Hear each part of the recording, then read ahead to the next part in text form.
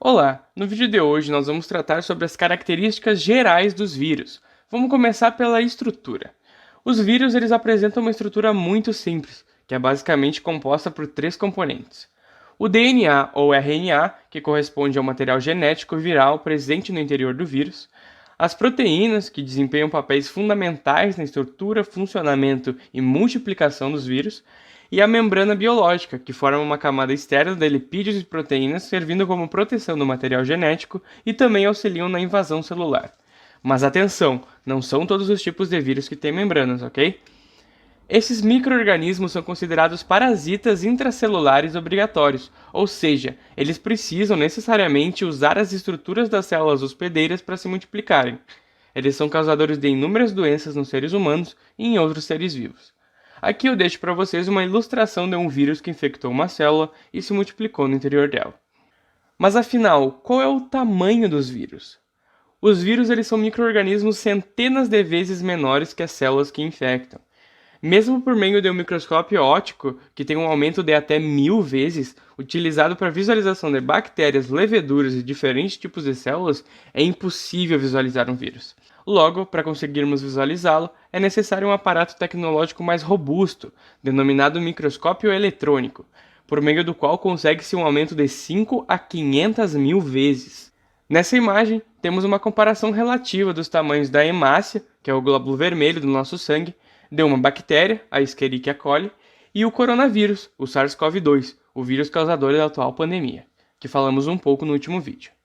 Vejam que na primeira imagem o vírus está indicado por um pontinho após a seta, pois não é visível ao microscópio óptico.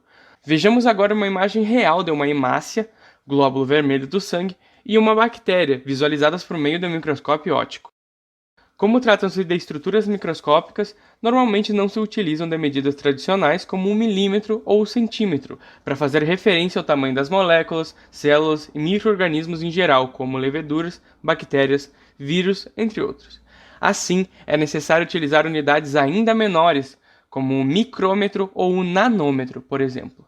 Mas o que é isso? Vamos compreender melhor cada uma delas.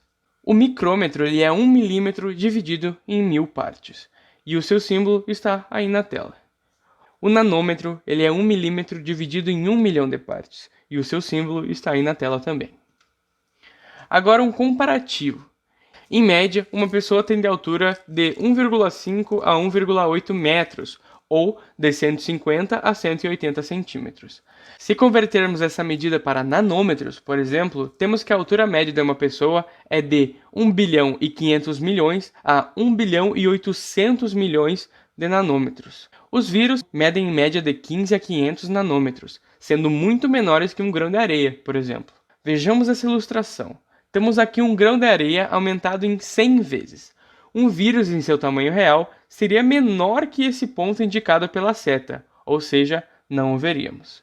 E você, já tinha pensado nisso? Assim, por meio dessa comparação, percebemos quão pequenos são os micro-organismos presentes no meio ambiente. No entanto, podem desencadear doenças fatais aos seres humanos, como é o caso de muitos vírus. No próximo vídeo, abordaremos especificamente sobre a escala de tamanho aproximado entre o SARS-CoV-2 e outras estruturas microscópicas, como hemácia humana, levedura, o fermento do pão, bactéria, proteínas, molécula d'água, etc.